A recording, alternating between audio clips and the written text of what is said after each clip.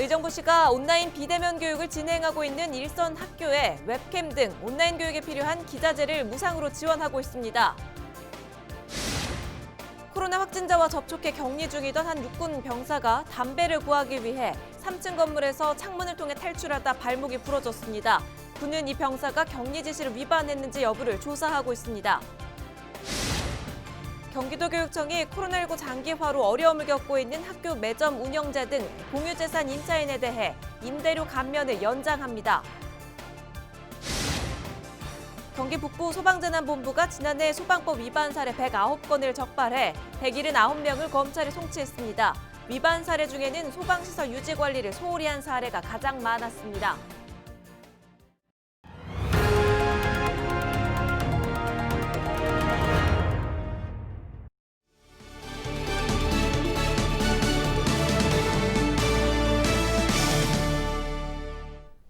시청자 여러분 안녕하십니까? 헬로우TV 뉴스 시작합니다. 최근 코로나가 다시 확산되면서 아이들은 학교에 가지 못하고 집에만 머물러 있는 경우가 많습니다. 학교에선 온라인 교육에 힘을 쏟고 있지만 각종 기자재가 갖춰져 있지 않아 어려움을 겪는 경우가 많습니다. 이에 의정부시가 학교 온라인 교육에 필요한 장비를 무상으로 보급하고 있습니다. 이지훈 기자가 취재했습니다. 아이들이 자리를 비운 텅 빈 교실. 자리 주인들이 TV 화면에 하나둘 등장합니다.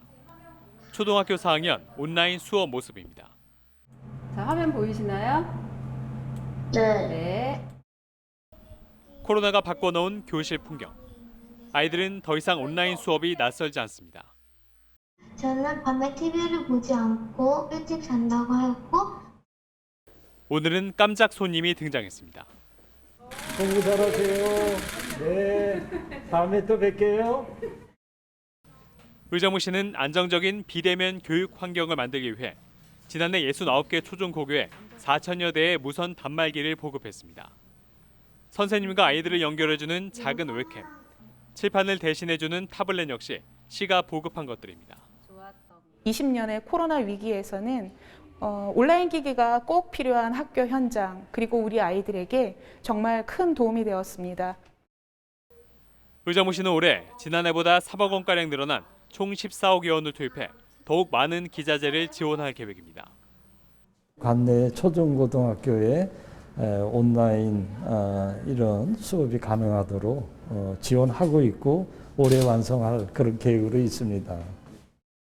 코로나 시대 맞춤형 지원이 교육 현장의 단비가 되고 있습니다. 헬로티비 뉴스 이지훈입니다. 경기도가 집단 감염이 발생한 상주 열방센터 방문자 가운데 진단검사를 받지 않은 도민들에게 행정명령 위반으로 경찰에 고발할 방침입니다. 열방센터를 방문한 경기도민은 857명으로 파악했고 이 가운데 461명이 검사를 받지 않은 것으로 알려졌습니다. 12일 0시 기준 열방센터 관련 확진자는 156명으로 집계됐는데요.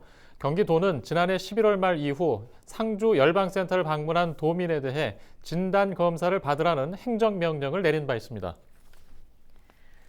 코로나 확진자와 접촉해 격리 중이던 한 육군 병사가 담배를 구하기 위해 탈출을 시도하다가 다쳤습니다. 이 병사는 지난 8일 저녁 11시 30분쯤 코로나19 격리시설인 양주 영회 독신 간부 숙소 3층에서 창문을 통해 뛰어내렸다가 발목이 부러졌습니다. 육군이 조사한 결과 이 병사는 지난 1일부터 격리 중이었으며 담배를 구하러 3층 창문에서 모포 3장을 묶어 타고 내려오다 매듭이 풀려서 떨어진 것으로 알려졌습니다. 육군은 격리시설에서는 금연이 원칙이며 담배를 소지할 수 없다고 밝혔습니다. 육군은 또 이 병사의 치료가 끝나는 대로 격리 지시 위반 여부를 조사하겠다고 덧붙였습니다. 경기도 교육청이 코로나19 장기화로 어려움을 겪고 있는 학교 매점 운영자 등 공유재산 임차인에 대해 임대료 감면을 연장합니다. 도교육청은 코로나19로 지난해 1년간 공유재산 임대료를 기존 임대료의 1%만 적용했습니다. 그런데 코로나19가 장기화되면서 임대 감면을 올해 말까지 연장하기로 했는데요. 도교육청은 이번 감면으로 300개 기관 임차인들이 20억 원의 임대료를 감면받을 것으로 추산하고 있습니다. 네, 코로나19 경제 위기에 자영업자들이 처해 있는데요. 목욕탕과 찜질방도 피해 업종 중 하나입니다. 목욕탕 업주들은 이제 더는 감당하기 힘들다고 하소연하고 있습니다. 정부가 피해를 입은 소상공인들을 위해 3차 재난지원금을 지급하고 있지요. 하지만 목욕탕 업주들은 100만 원, 200만 원의 한시적인 지원금보다는 전기료 감면 등 보다 구체적인 지원책이 필요하다고 이야기하고 있습니다. 어려움에 처한 목욕탕 업주를 이재필 기자가 만나봤습니다.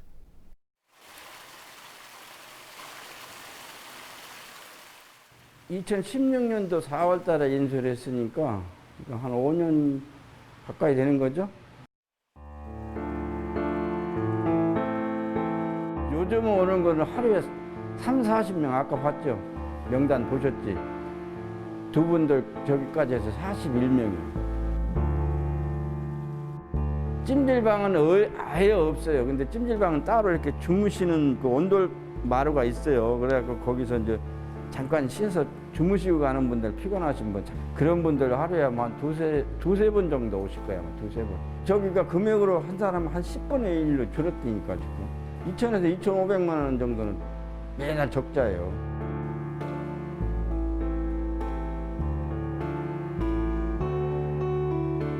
그렇지만 동네 손님들이, 우리 오는 손님들을 위해서 솔직하게 문을 열어놓는 거예요. 다른 데 지금 다 문 닫고 뭐 공사하네, 뭐 코로나 때문에 쉬내고 다 문을 닫았는데, 그러면 우리 동네 주민들이 어디 갑니까? 일반 손님들이 다 목욕탕이 문 닫으라겠는지 알고 하려고 전화 받는 전화가 그 전화가 훨씬 많아요. 하냐 안 하냐. 어제는 손님, 내가 카운터 잠깐 있었지만 새 손님을 받았는데 부천에서 전화가 왔어요. 왜 그러시냐고 그랬더니 목욕탕 하느냐. 우리는 문 닫은 적이 한 번도 없습니다. 목욕을 꼭 해야 될 분들도 있다 이거예요.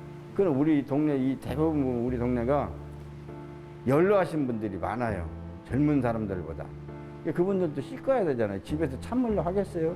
그래서 이 문을 다시 열어놓고 있는 거예요.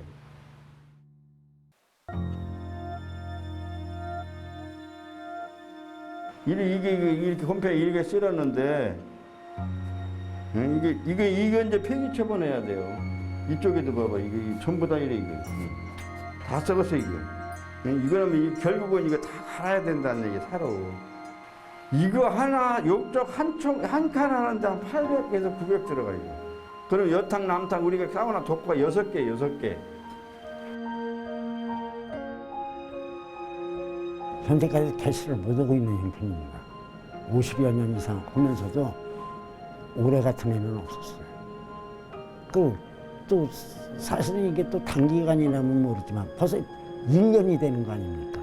사실 사우나가 잘 돼야 우리도 형편이 좀 좋은데, 솔직히 그냥 사우나가 지금 이런 상태가 되니까 우린 덤으로 다 그냥 애로점이 많이 있게 된 겁니다. 그게 사실은 이 코로나가 끝나야 또 정상적으로 돌아가야 어떻게 처자식하고 먹고 살 텐데 막막합니다 정말.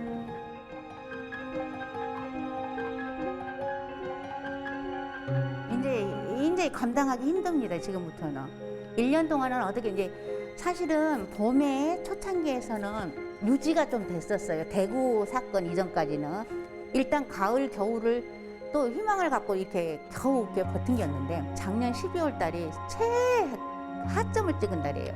최고의 하점을 찍은 달.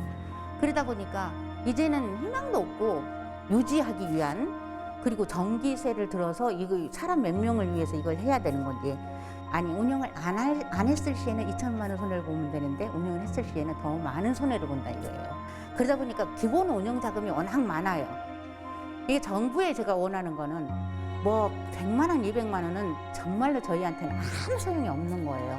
차라리 전기료를 좀 절감을 해준다든지, 그런 수도세를 좀 하향시켜 준다든지, 그러니까 그런 거에 대해서 조금 생각을 해주시고 좀 운영을 해주셨으면 싶은 그런 바람이에요.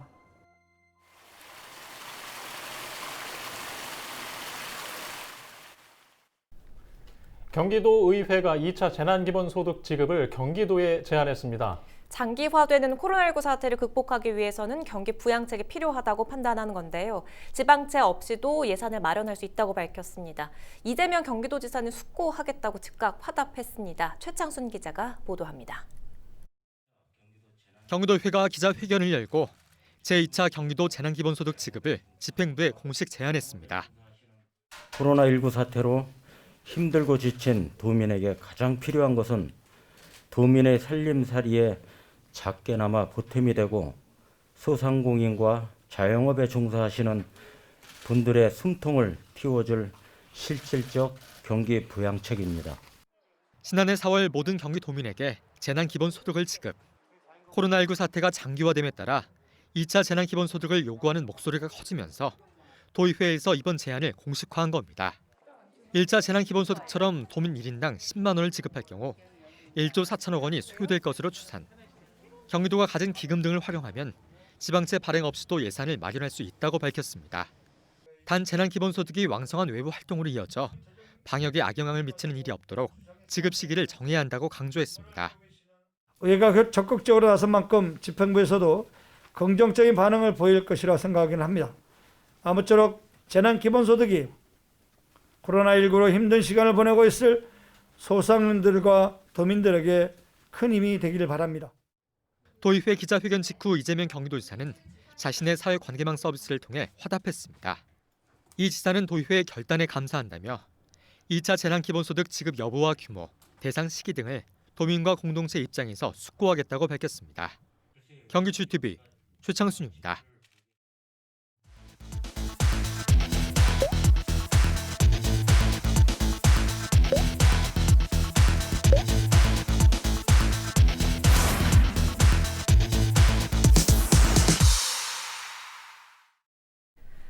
지난해 경기도 북부 소방재난본부가 소방법 위반 사례 109건을 적발해 179명을 검찰에 송치했습니다. 사례별로는 소방시설 유지관리 소홀 등 소방시설법 위반이 54건으로 절반을 차지했고 소방시설 자체 점검 미실시 18건, 소방안전관리자 미선임 17건 등이었습니다. 북부 소방재난본부는 재작년부터 경기 북부 11개 소방서별로 수사 업무를 전담하는 소방특별사법경찰을 배치해 운영하고 있습니다. 경기 북부 양돈 농장에서 출하된 돼지가 아프리카 돼지열병 검사에서 모두 음성으로 나왔습니다. 경기도는 최근 북부 지역 241개 양돈 농가에서 출하된 돼지 만여 마리에 대해 아프리카 돼지열병 검사를 실시한 결과 모두 음성 판정을 받았다고 밝혔습니다. 또 새해 들어 돼지 560마리가 재사육에 들어가 7,400여 마리까지 늘었습니다. 경기도는 아프리카 돼지열병 예방을 위해 연천 19곳 등 21개 초소를 설치해 소독을 진행하고 있습니다. 동두천 상패동에 추진 중인 국가산업단지 조성 공사가 오는 6월 시작될 전망입니다. 동두천시는 국가산업단지 99만 제곱미터 가운데 1단계 사업으로 26만 7천 제곱미터 공사를 6월부터 시작하기로 하고 보상 작업을 마무리하고 있다고 밝혔습니다. 1단계 부지에는 섬유와 화학 등 7개 업종, 50여 개 기업이 입주할 예정입니다. 동두천시는 예정대로 공사가 진행되면 1단계 사업은 2023년, 2단계 사업은 2029년에 마무리될 것이라고 밝혔습니다. 오는 3월까지 경기 지역에 아파트 4만 2천 가구가 공급될 전망입니다. 부동산 114가 발표한 자료를 보면 경기 지역에는 1월 9,400여 가구, 2월 18,000여 가구, 3월 14,000여 가구 등 모두 4만 2천여 가구가 공급됩니다.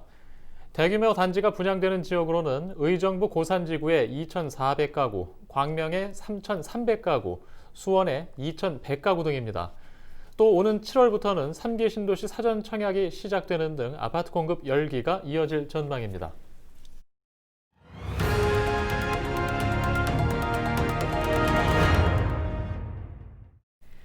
경기도가 법원 공탁금을 보유하고 있는 체납자를 적발해 277억 원을 징수했습니다. 도는 지난 한 해 동안 50만 원 이상 체납자 17만여 명을 조사해 2,100여 명이 보유한 629억 원의 법원 공탁금을 압류 조치했습니다. 도는 이번 압류를 통해 259억 원의 세금을 자진 납부받았으며 강제 추심을 통해 18억 원을 징수했습니다. 또 소송 등으로 강제 추심이 불가한 공탁금에 대해서는 관련 법령에 따라 순차적으로 징수할 계획입니다. 네, 얼어붙은 날씨에 눈이 내려 아직 도로 빙판이 있는 곳이 있습니다. 도로 안전, 보행 안전에 주의하시기 바랍니다. 헬로티비 뉴스를 모두 마칩니다. 저희는 언제나 여러분과 함께하겠습니다. 고맙습니다.